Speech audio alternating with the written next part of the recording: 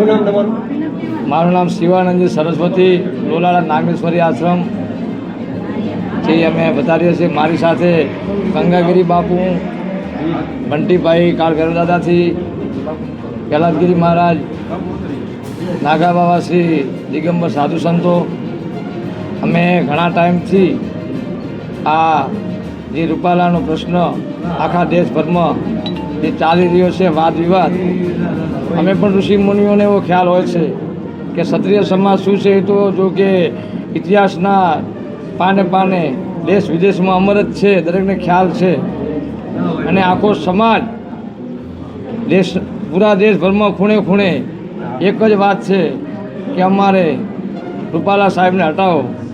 તો આટલો મોટો ક્ષત્રિય સમાજ આખા દેશભરમાં જો એક થઈ અને એક માગ હોય તો સરકારને પણ એ વાત ધ્યાનમાં લેવી જોઈએ કે ક્ષત્રિય સમાજમાં એમને રજવાડા આપ્યા છે, એની પાછળ સાલિયાળા બંધ્યા છે, આટલું બધું આપ્યા સમાજ, તેમ છતાં રાજપૂત સમાજે ક્યારે કોઈ આશા રાખી નથી.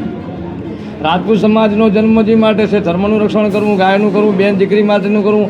આજે દીકરીઓ જ્યારે રોડ પર આવી અને આંદોલન કરતી હોય એ પણ શરમજનક વાત છે. ક્ષત્રિય સમાજ માટે તો ઇશારો પણ કાફી છે.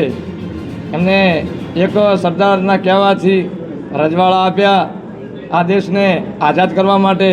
ક્ષત્રિય સમાજે તો બધું કુરબાન કરેલું જ છે. પણ જ્યારે પોતાના સ્વમાનની વાત આવે, સ્વાભિમાનની વાત આવે, એના પર કોઈ આપત્તિ આવે, જ્યારે આ દેશ માટે ધર્મ માટે આપત્તિ આવે ત્યારે અને જ્યારે આ દેશની અંદર ધર્મ જાગે ત્યારે રાજપૂતાણીઓ આગળ જ છે.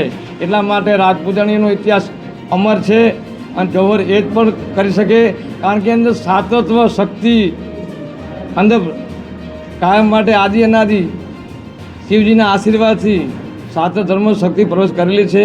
એટલે સરકારને પણ મારી વિનંતી છે કે એક બાજુ ક્ષત્રિય સમાજ છે, એક બાજુ રૂપાલા છે, તો આટલા મોટા સમાજનું માન ના રાખવું એ પણ શરમજનક છે. તો સૌ સમાજનું માન રાખી એમને હટાવવા માટે અમારી નમ્ર વિનંતી છે. અને પદ્મિનીબાને આજે જે પદ્મિનીબા છે અનપાણીનો ત્યાગ કર્યો છે, તો ખરેખર સ્ત્રી સશક્તિકરણ સરકારે કાયદો કાઢ્યો છે. એ પણ સ્ત્રી છે, નારી છે, નારી નારાયણ છે. અત્ર નારીનું પૂજન તે રમંત તત્ર દેવતા.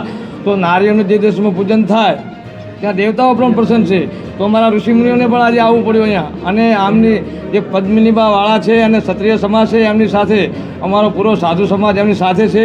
એના માટે જે કાંઈ કરવાનું થાય એના માટે અમે બધા તૈયાર છીએ. જય માતાજી, જય.